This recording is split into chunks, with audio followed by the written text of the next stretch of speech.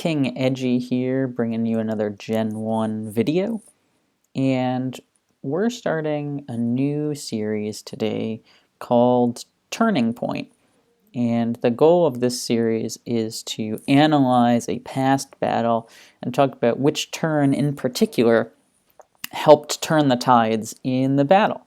Right? What was the most important pivotal moment that gave away the match? And this particular matchup is an exciting one. As you may recall from a past video, we were in a tournament very recently, and here we are, King Edgy. You can see our path to the finals. In our earlier video, we highlighted playing against Cool Jam. This time we are playing against Popo, and we're just gonna see how this goes. So this is game 2 of the 7-game series, and we'll just talk a little bit about our thought process. Before we do jump in totally, though, I'm really curious to hear from you all. This kind of post-game commentary is nice because I can cherry pick only the best games to discuss. It has a couple of drawbacks. One, you can't see my whole team, and you can't see any of my move sets or the decisions I make. And two, you don't know if I'm retroactively kind of saying, here's what I was thinking at the time, or if I was just getting lucky at certain times or unlucky. It's harder for you to tell that.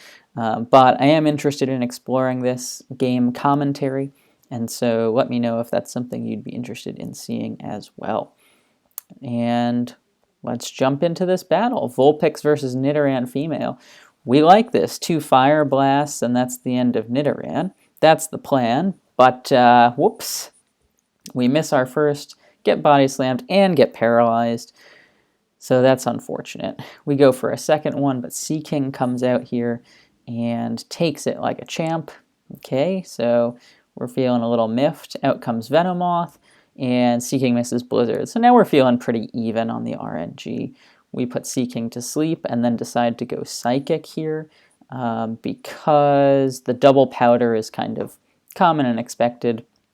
I did decide for one more Psychic here, which unfortunately wasn't as good as Stun Spore would have been, but that's okay. And then we make a good play. We stay in to paralyze Abra. And this might seem like not the best play because Venomoth takes so much damage, but as you'll see, our team is pretty scared of Abra, so getting it paralyzed was big time. So we just double edge to do about half the damage. Hope he's paralyzed, but he isn't, and he takes us out. Okay, no big deal. We've got a physical attacker to clean this up, and that is my man Tauros. He's ready to body slam him into oblivion, but Kangaskhan comes in to take it instead. And we're like, okay, maybe this can be a chance to utilize the seldom enjoyed Hitmonchan. He gets body slam paralyzed, unfortunate, and then, fearing a counter, Popo goes for Earthquake, which gets the crit, and we're paralyzed. We did end up going for counter there, though, so it didn't really matter for us. Hitmonchan gets knocked out.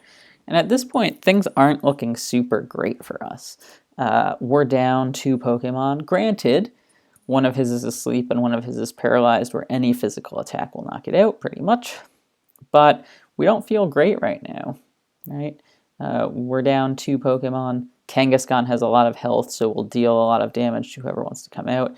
And we really want to keep Tauros healthy, because we're hoping to set up a Tauros sweep.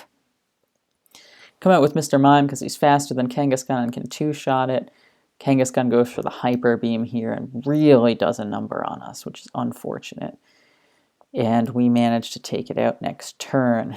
Now the worst possible thing to see, a Pokemon faster than any of ours, which is Charizard. Charizard 1-shots this Mr. Mime with Slash, 2-shots Tauros with Fire Blast. We really, really don't like this. And at this point in the game, we realize our only chance to win is to paralyze this Charizard. If we can't paralyze it, it'll just win. And you can't see this right now, but our last Pokemon here is Charmander, which is not really going to help us too much against Charizard either.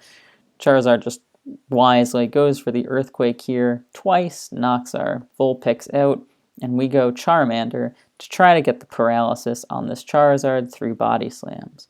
Unfortunately, Popo has the perfect counter in Haunter, so our Body Slam does not work.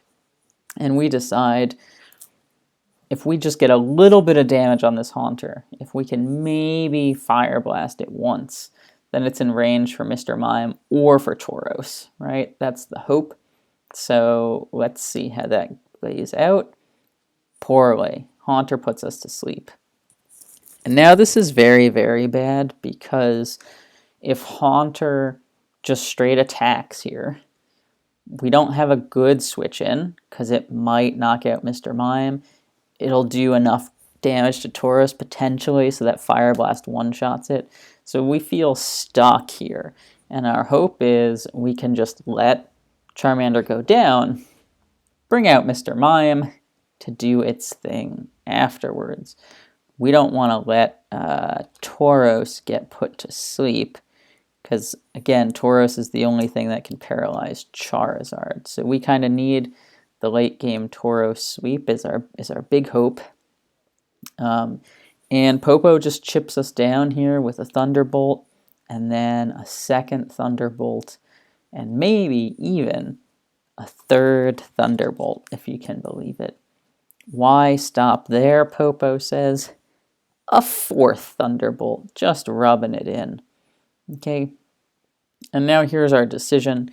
Mr. Mime or Tauros, both are faster than Haunter, which is great. If we go Tauros, we run into the problem of, okay, do we just click Earthquake and hope that things work out? Because if he goes Charizard, it's bad news. So we just decided, let's play it safe and go Mr. Mime here. Now Mr. Mime can do a bunch of damage to Haunter, and then we just have to kind of cross our fingers and hope. That's the goal. But Popo really wisely goes out to Seaking here, saying, well, I know Charizard's faster than your Mr. Mime, so I can pivot effectively to get Charizard in to just one-shot your Mime, and then it's Tauros against the world. And here's what I think I will call the turning point of the match. Mr. Mime does a bunch of damage to Seaking. The analysis that I just spewed about how Popo is pivoting into Charizard makes total sense to me. So rather than having Mr. Mime finish off this Seaking, my move is to switch to Tauros. And here's why. If Tauros comes out, Popo's best option then is to send out Charizard after I knock out the Seaking. This opens the door for us to get one Body Slam paralysis in.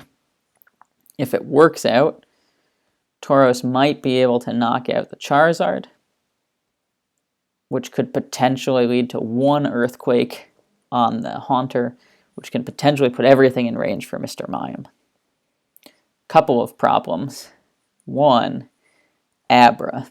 He's still at half health. Mr. Mime can't take it out. Two, I need the paralysis. 1 in 3 chance, a little less than 1 in 3, just 30%.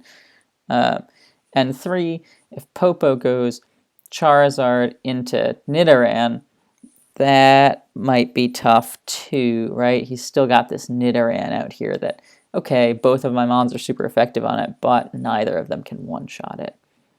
So all of that being said, we decide to go out into Tauros here. Seaking is still taking a snooze, and we knock out the Seaking pretty comfortably, no problem. Out comes Charizard, just like we expected. We're going to go Body Slam and hope. Maybe even he'll miss a Fire Blast. That would be pretty awesome. That would put us in good shape. Here's what actually happens. We get blasted and burned. So our Body Slam does almost no damage, but it does get the paralysis, okay? Now here's the deal. Paralyzed Charizard, decent, right? We have small window now, small chance, because now Mr. Mime's the fastest thing out there, right? Okay, now what are we going to do, Charizard? Well, we could Hyper Beam, but we are burned. Body Slam just did 12%, so we'd expect Hyper Beam to do maybe 20%. So instead, maybe we use our special attack. In this case, Tauros' special attack is Thunderbolt and not Blizzard, and that's what we go for. But Popo switches to Abra, and this is huge for us because that 14%